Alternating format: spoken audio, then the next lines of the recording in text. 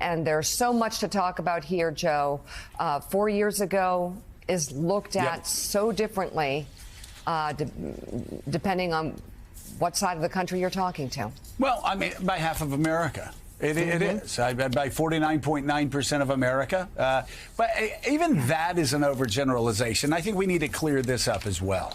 There were people on both sides voting that weren't excited about voting for either one of the candidates. So when we say 49.9% of Americans voted for Donald Trump, a lot of those people didn't endorse January the 6th, but they brushed it aside and said OK. And then you had 48.5% of Americans vote for Kamala Harris. We are still a 50-50 nation. It is a reminder again. If you haven't been watching news since Election Day, and we understand if you haven't, why you haven't, and we've had many people come up to us and say, I'll get back to you in the new year. But there's been such an overstatement of this election and how it's going to impact the country for the next 30 years because the country has bolted for right or bolted for this way or that way. There is a one vote majority in the House of Representatives. That's going to mean Democrats and Republicans will work together whether they want to or not.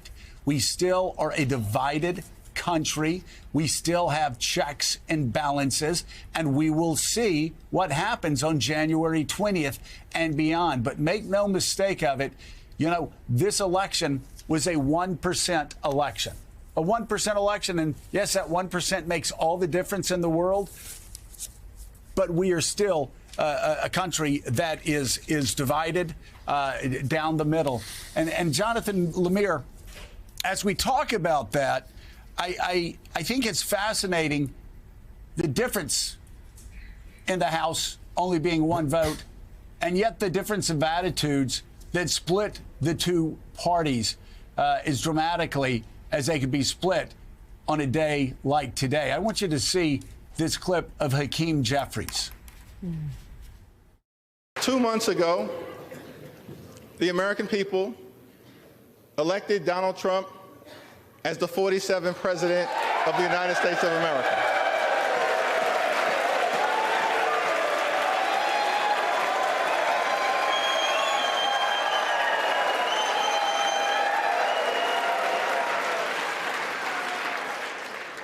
Thank you for that very generous applause. It's okay. There are no election deniers on our side of the aisle. You see? And that is the fundamental difference there, Joe, to your point. There are no cries this time around that the election was stolen. Why? Because Republicans won. That's the party of election Jonathan, denialism. he went on, and I hope that we can get the full clip there. He went on and said, we're not election deniers, and we are going to affirm the results of this election. Why? Not because we love the policies of the Republicans, not because we agree with what Donald Trump said during the campaign, but Hakeem Jeffries said, we're doing it because we love America.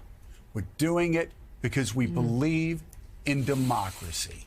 It's a powerful, powerful way to frame those divisions right now. Yeah, and we heard similar words from President Biden in his op-ed that published over the weekend, acknowledging his fundamental differences with Donald Trump, but said that the nation's democracy is bigger than that, and that he is going to have Trump over to the White House that morning before the inauguration, that he will attend Donald Trump's inauguration in the afternoon of January 20th, 2 weeks from today. These are courtesies, of course, that Donald Trump did not provide for him 4 years ago. And that is, as the point I was trying to make, that's the difference here. And yes, there's a lot of talk about how the Republicans come in here with the presidency, the Senate, the House. They have obviously a very favorable Supreme Court as well.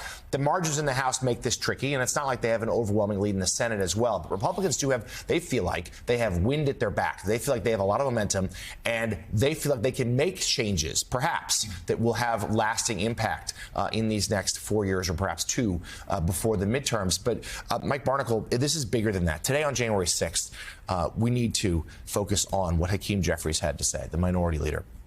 The fundamental difference between these two parties. There are no cries of election fraud this time around. because Donald Trump won.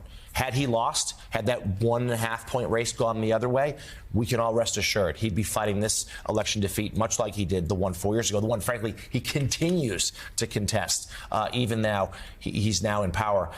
And what happened 4 years ago with those rioters storming the Capitol, Republicans have done, and Trump at the forefront, an excellent job of whitewashing it, of downplaying it, of pretending it didn't happen. There's still no memorial. There's no plaque at January 6th. In the days after the insurrection, there was talk of putting up something there permanent to remember what happened that day. That has still not occurred. It's not going to happen under Donald Trump either. This is such a huge story, and it's such a huge day for the country, what happened in the past and going forward. I mean, we are 48 months removed from a violent attack on the Constitution of the United States. That violent attack in the course of 48 months was turned into a victory for Donald Trump. That's incredible to think about. And we don't think about it often enough. It has to do with politics. It has to do with culture. It has to do with, there's a great phrase in the New York Times yesterday in a long takeout on what happened on January 6th. How did it manage to envelop throwing sand into the eyes of history? And that's exactly what's happened. We've got to answer the question of who are we as a country? What's our culture all about? What's our politics all about? Why do both these parties stand in such fierce, angry, and ugly opposition to each other on everything? Well, that's exactly what Timothy Hapey looks into in his new book, Harbingers. And I want to focus in on that anger and that cynicism that you write about. And you identified one of the main vehicles for it, for disinformation, social media.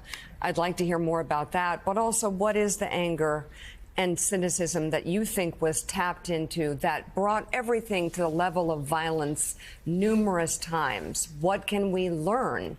And why is it, how is it that we're at the point where there are leaders right now in Washington who don't see this day the same way? Yeah, Mika, it's a good question. One of the points I make in the book is that in looking into what happened in Charlottesville and what happened at the Capitol, people have to realize that they're both real forums for anger at institutions. Charlottesville started as a protest about Civil War statues, but it became a broad forum where a lot of people were angry at the direction of the country, this thought that government was leading them astray. Similarly, at the Capitol, election fraud or the allegations of it were the main impetus, but there are a lot of people there that were just angry about COVID restrictions, or some of the same people that were angry about race and the things that were on display in Charlottesville. So the real division in this country, in my view, is not right versus left.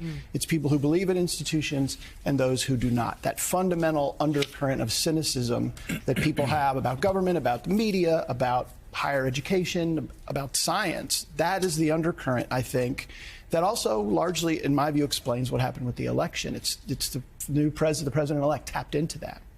Joe. And Timothy, it's still with us. I mean, you read the letters that were left by the vet who served America honorably for years, who blew up the Tesla truck outside the Trump Hotel in Las Vegas.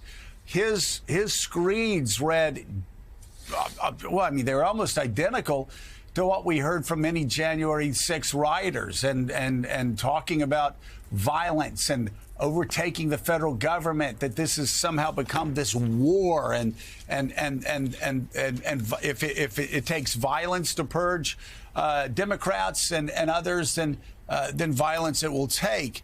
And I guess my question is, and I know you had to look into this in writing the book, we try to go back and figure out when is it that people felt so disconnected from the institutions of American government that this is where this extreme violent position is where they jump to. A lot of people go all the way back.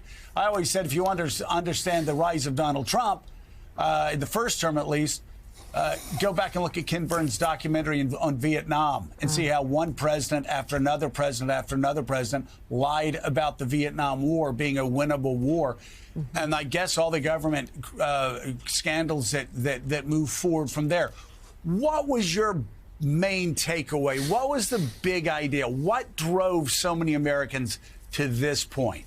Yeah, Joe, it goes back to Mika's question about how people get their information. I think now what we found, again, both in Charlottesville and in January 6th, is that so many people in this country now only get information through curated social media feeds, which really only reinforce things that they initially engaged with or believed in. There are very few places where, again, a lot of Americans are getting balanced, nuanced, complicated explanations of information. They're only getting things that are designed to keep them engaged and reinforce their perspective. There's also a lot of misinformation that proliferates with Section 230. There's really no obligation for platforms to curate or mark things that are false. So all of that is creating echo chambers and allows people to go down these rabbit holes without any foundation in fact. I don't even know how there is a resistance if there isn't agreement on what facts are. Exactly.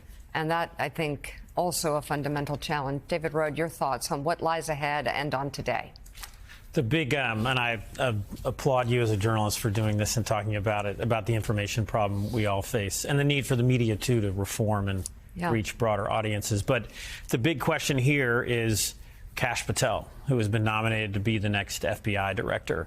And a central theme of his rise in Trump world and in his book he wrote called Government Gangsters was that the January 6th committee, which you worked on, was a fraud, that it's career public servants like you in the past who somehow were part of conspiracies, and the January 6th convictions were unfair. So that's the key thing, is what happens now is Kash Patel confirmed as the leader of the most powerful federal law enforcement agency in the country. Do you think he will be confirmed?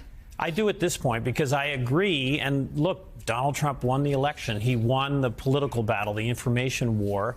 And I think his base believes that many people were unfairly convicted for their activities on January 6th. So he has to deliver on that. And I think Republican senators will confirm Kash Patel because of that narrative that's so strong now in the Republican Party.